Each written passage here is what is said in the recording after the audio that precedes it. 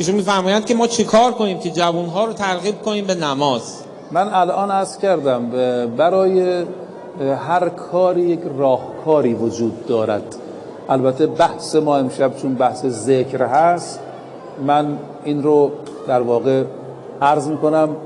یکی از دوستان ما کتابی هم برای این حرفی که من الان میزنم نوشته بوده، 7-8 صفحه کوچیکم است. آقای سجادی از دوستان ما، ایشون یه وقتی به خود من این راهکار رو داد و من نتیجه گرفتم از این راهکار.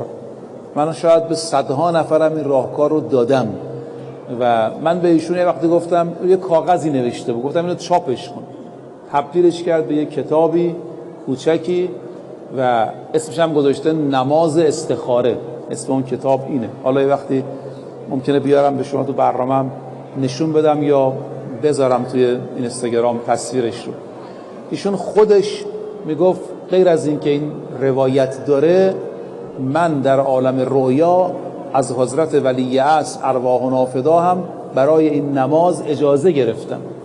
این نماز رو بخونید برای جواناتون، خیلی مؤثره. این نماز 2 رکعته. رکعت اول سوره حمد و الرحمن، رکعت دوم سوره حمد و سوره حشر. حالا از رو قرآن هم میشه خوند. 2 رکعت نماز.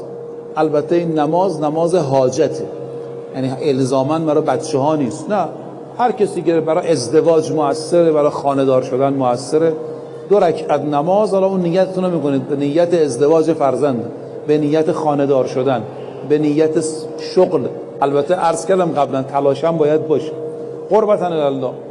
حمد، الرحمن رکعت اول، رکعت دوم حمد و سوره حشر. وقتی تمام شد، تسبیحات زهرا سلام الله علیها و 101 مرتبه استخیر بالله خیرة فی عافیه. حالا اینو خواهش میکنم دوستان توی فضای مجازی هم بعداً بگذارید این نماز رو. این خیلی مؤثر هست. ولی یک راهکار دیگری برای نماز جوانها این است که باشون حرف بزنید. چرا نماز نمیخونید؟ من تو برنامه دست خطم اینو گفتم. دلایل اینها مختلفه. دلیلی که من بهش رسیدم، خیلیشون تنبلیه، یعنی حالش نیست، حوصله‌اش نیست، صبح پاشه یا وضو بگیره، تنبلیه. لذا یه قدری با زبان خودشون، با ملایمت، با خواهش، تندی، ملامت، سرزنش نه، آثاری که برای نماز هست براشون بگید. انشاءالله اهل نماز خواهند شد. متشکرم.